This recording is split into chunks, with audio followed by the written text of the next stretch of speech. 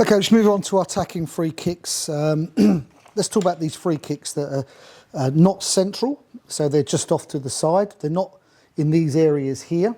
They're in these sort of areas where I've put the boxes.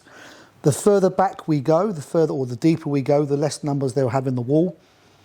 But essentially this sort of area here. We talked about having 2 to 3 players on the ball. So we've got sort of 4. I'm going to take these players out from they're likely to be picking up marking here anyway. Let's just not worry too much about the defending numbers at the moment. Let's just look at what we're having here.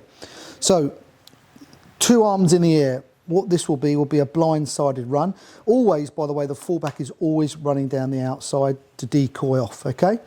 So if he's going to run down here, the only thing we don't want him to do, of course, is to create a problem for our player to run in behind. So 2 arms in the air will be the ball that's played, shall we say, down into this area here for him to come round and then to square it across for these 3 guys to come in. So these 3 guys are always going to be our runners into the box. Okay, so again, he's off the wall, not too close that it's an infringement. So that ball in here. So we're down the blind side, he runs in, and we cross it across. We've done that in training, so we all know what we're doing.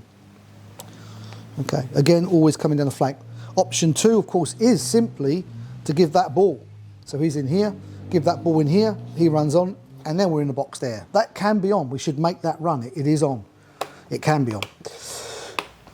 Third option, because there's 4 options to this free kick. Third option is 1 arm in the air, which is where there's a little touch. There's either run over the ball or a touch. The touch is essential, so these players can get in front of their players, and the ball's played over the top. It can't be a little floater. It's got to be zipped in here, and we're hoping that one of these 3 players are going to get on the end, and obviously in the back of the goal.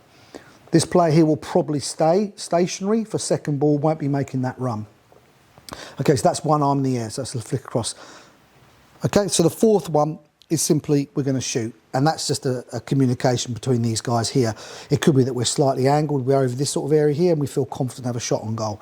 These 3 guys always are running in for second phase if we're going to go for a shot. So a no-arm signal would essentially mean it's either going to be given that one, or it's going to be a shot on goal. No signal would mean that these guys still have to react. The 1 arm in the air is the ball into the box, but it's really important there's a touch. There has to be a touch, because that's the moment where these guys can set their run off to get that 1 yard in front. We've got stability at the back here as well. And again, we've got players, this sort of player here that can obviously be a bit of protection for us if there's a counter. And we've also got players here to prevent the counter. So that's our attacking free kick at slight angles.